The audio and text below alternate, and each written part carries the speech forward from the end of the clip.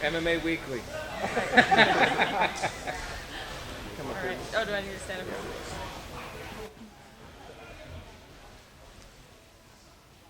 Miesha, obviously, becoming a champion was the goal, but we always hear the hardest thing is hanging on to that title. So what's the vibe been like? What's the effort been like? The emotion of this fight camp? This has been a really fun fight camp, honestly. Every fight camp has a lot of hardships that you have to get through. It's always hard. It's always a lot of hard work, but I feel like this has been one of the best fight camps and one of the happiest that I've been in fight camp. So I don't know, maybe there's something to this belt having stuff. Is there a new pressure? I mean, we talked last week about how much you're kind of enjoying the whole media deal that you're having to deal with. But I mean, is there kind of a new pressure to want to maintain that championship versus just climbing the ladder? Yeah, I feel like every fight there's more pressure, and especially now that I've achieved the goal, it's like, well, now I want to maintain that. So it doesn't get easier. I think that it just gets harder from here on out. Always going to be fighting the next best girl. So, and what's really kind of crazy is that just everyone doesn't know how tough Amanda is. Everyone's kind of thinking, oh, this is an easy fight for you. So, it's kind of like there's a lot of expectation on my shoulders, to really go out there and just knock her dead, But honestly, I think that she's a really tough opponent, and I got a lot of pressure on my shoulders to go out there and perform to everyone's expectations. I know you've been very complimentary of your camp, and everybody is here. But have you brought in anybody new, anybody special because of Amanda as an opponent? No, I didn't bring in anybody new or special. I feel like Amanda's style is just pretty well-rounded, and I think here at Xtreme Couture we have lots of smaller guys and quality females that can emulate her pretty well. Was it tough to find the motivation after you won the title? Like you celebrate, you're like, wow, I made it. Now I got to keep fighting and going. Is something difficult in your mind to say, now I have to find something to keep driving me? No, I think holding on to that belt is all the drive that I need. And no, finding motivation for this fight was really easy, actually. And it was really nice to be able to just transition straight from one camp pretty much into another. I've been wanting to do that for a long time. I mean, I used to fight a lot. I think I had in one year of my pro career, I think I had 6 fights, professional fights, which is a lot. So I was used to fighting a lot, and then it kind of slowed down. So I'm excited to just keep this momentum going. You got a good thing going, just keep it going. Is there a tangible goal you can set though? Like when it's getting the title, obviously it's easy to say that's what I want the title. Is there something tangible in your mind to say I want to defend it 10 times or 20? Is there something in your mind where you can say that's what I want? I haven't put a tangible goal. I just want to keep defending as long as I feel like, that I'm healthy and able to do so. So just a long time. I guess I have at least a few years in my mind where I want to stay the reigning champion for a long time. Have you noticed a different attitude in yourself of having that title and maybe the confidence that it brings with you? Yeah, I think, definitely. Like having the title, there's just something else, something more to it. I can't quite put my finger on it, but it's like when you have the belt, you have a sense of pride and success and also, possessiveness. It's kind of brings you back to that primal roots. It's almost like a lioness with her cubs, or a mama bear with her cubs. That's kind of like how I feel over the belt, that it's mine and I'm not going to let anyone take it or hurt it. Has it been exactly what you thought, or is there something different? It's been pretty close to what I thought, but it's just more. There's just more than I would have expected. I got a lot of love before, but when you become the champion, people who don't even know anything about MMA suddenly become, supporters and fans, which is a great thing. It's definitely not a bad thing. But I always had a lot of love and support from the MMA community. But now just saying that you're a champion, people who don't even know anything about martial arts are like, oh, they just kind of perk up like, okay, I want to support this person. So it's just been a lot more love. How long did it take for it to sink in to, feel natural that you're the champ? Or has it still sunk in? Yeah, it's sunk in. It took about a month. Yeah. I think when I went on that 3-day press tour after Australia, so I went to Australia, then I went on a 3-day press tour to New York, Connecticut, and Toronto, and that was just all day, 12 hours a day, talking about the belt and being the champion and everything that was ahead. So that kind of helps, drill it into my head. Now, Brian mentioned opportunities as being a champion. Have you had your Beyonce moment like Holly Holm meeting somebody or? I've met a lot of really cool people since becoming the champion, but You know what's so funny? I have this thing, like, as soon as I try to think of someone's name, it's like, like you can't think of their name. Like every single time. I think I did that at the luncheon too. I did. Yeah, as soon as I try to think of their name. I remember Gerard Butler.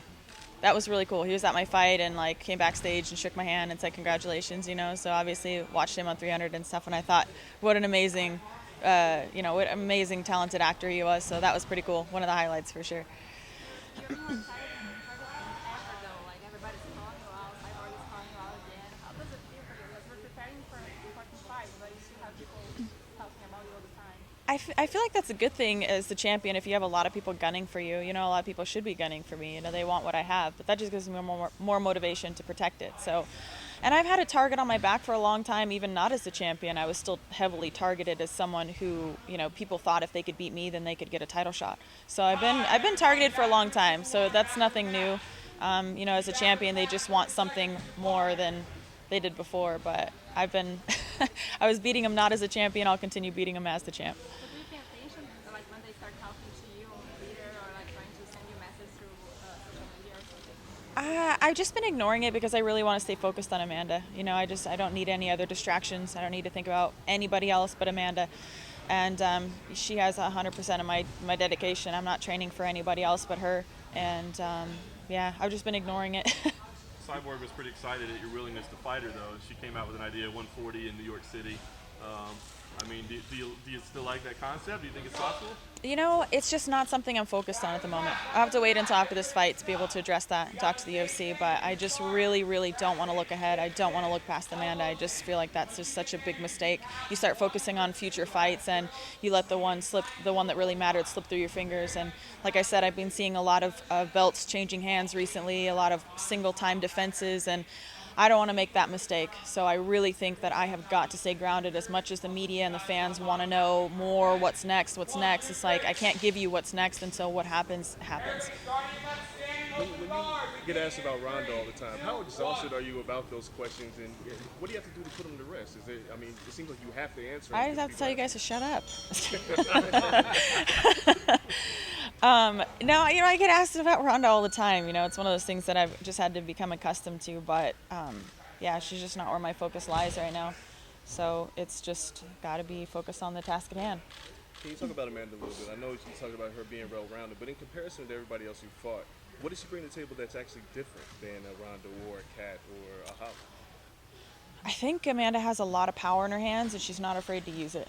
Holly is, she's a very powerful woman too, but she's so good at controlling range. I don't recall really getting hit, punched a lot in that fight, and if I did, not really any connections that hurt me at all. I came out of there, that was one of the least injured I've ever been in a fight. Usually it's knockdown, drag out, I've got a bloody nose, I've got, broken orbital bone, like they're knockdown, drag outs, and I was fine after that fight. Because she does a lot of distance control, which is like, we call them like air punches or punches to the gloves. They're not committing because she doesn't want to get taken down. It's kind of like, don't come in, but Amanda is like, man, she will crack you. And she's put away some girls with a single punch.